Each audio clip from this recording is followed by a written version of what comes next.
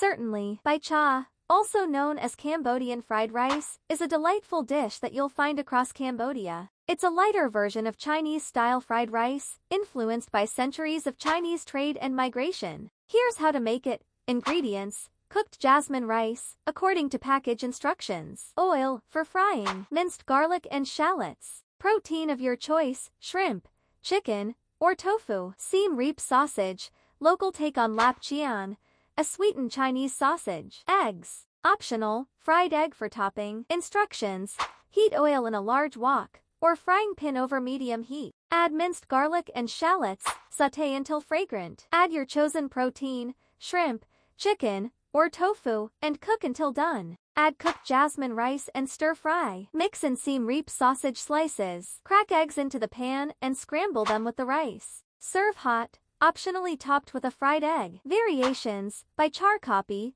shrimp fried rice with shrimp paste for a salty, flavorful twist. Bai Cha, thin pork strips grilled and served with steamed rice, and a quick pickle of carrot and daikon. Enjoy your homemade Bai Cha.